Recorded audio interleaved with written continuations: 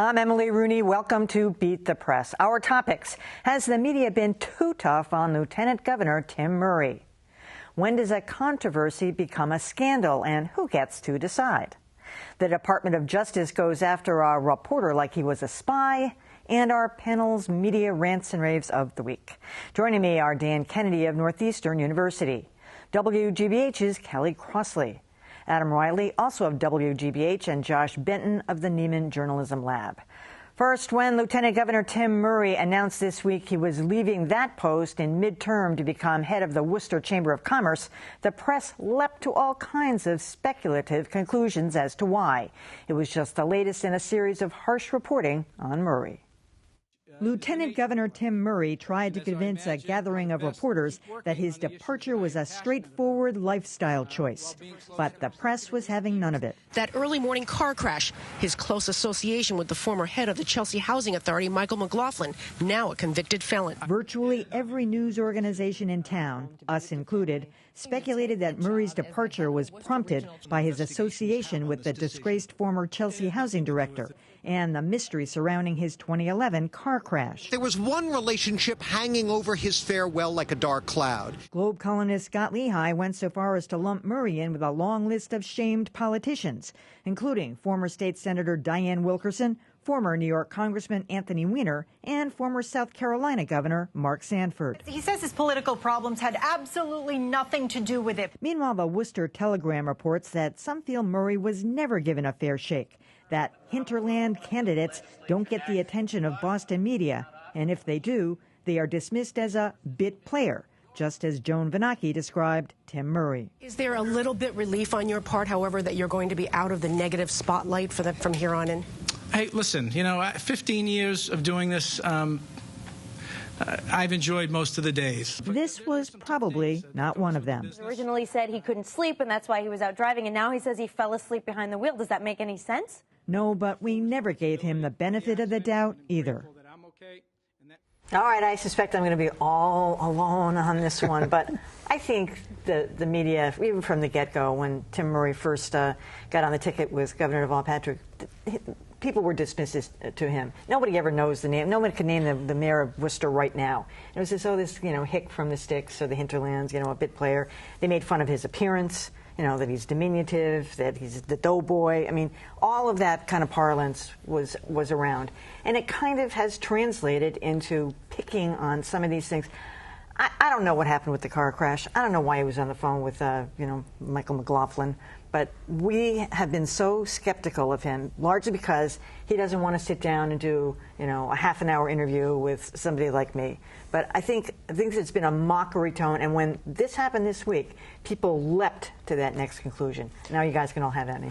Well, let me take your last point first, because that's an area where I think maybe I might agree with you, and that is, he's already said he's not going to run for governor. His political career is at an end, at least for now. So I thought it made total sense that he would bail out now and take this very good job at the Greater Worcester Chamber of Commerce. And yet, all over Twitter, it's like, well, what's this really about? Is he going to be, this going to happen, that going to happen? And, it quickly became apparent that this is just about, he's just stepping out a little bit early. In terms of the lack of respect he's gotten, there's been several problems. One of them is he's the lieutenant governor. It's a nothing job. We don't need the position. It would be a good time to get rid of it.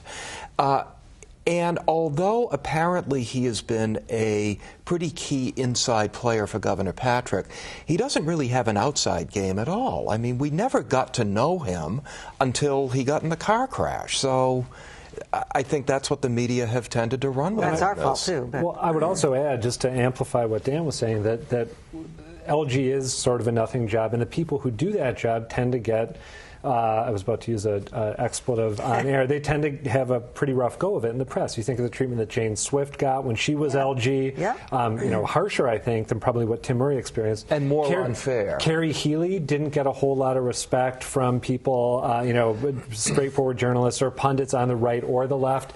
So and people were dismissive of Paul Cellucci, too. That's a good point. Yep. It's easy to forget that. I would also just say, I mean, when I went to his resignation press conference, I made a point of including in the piece I wrote up prominently mention of the car crash and the Michael McLaughlin connection. And you can't tell Tim Murray's story without focusing on that stuff, because if it weren't for those two things, he would be aiming for a gubernatorial run next year. It's because of those two things, those two scandals, I think we can call them, that he can't do the job he wanted to do, and that he's taking this other job instead. So it's integral. I think it's also so if you say that the job is a nothing job, then that which you do or don't do stands out more because you're not doing anything, presumably. So anything that you do then attracts attention. Now, I'm one who actually interviewed him about something he cared about on my radio show. He wasn't very good. I mean, I just have to say. And I kept trying to get the passion, the whatever out of him about this particular project, which I now can't remember, that it was of interest to him.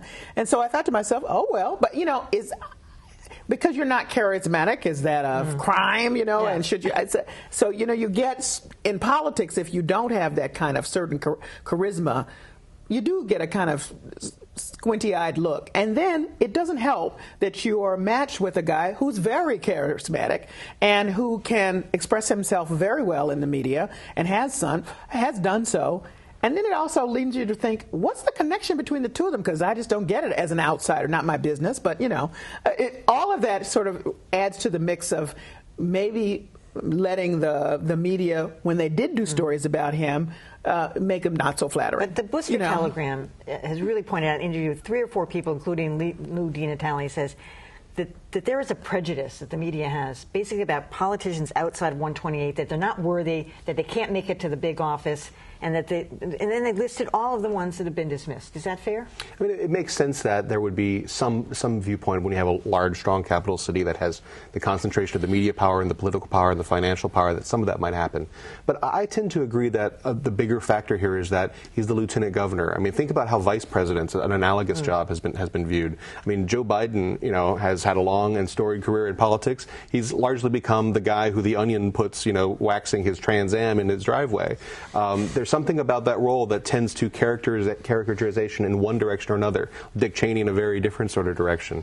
And so I think there may be something to that. I don't know, but I think the larger factor is the media was handed 2 scandals or two events that they could run with, and kind of a nothing otherwise. I have to say that would, if he had been, and I feel bad saying this, if he had been a different kind of personality, I believe that he could have brought actually attention to that part of the state that maybe people are biased about in a way that hadn't happened before. It would also have given him a very good contrast with Governor Deval Patrick, and I think that would have been great for him. I just don't think he could carry it off.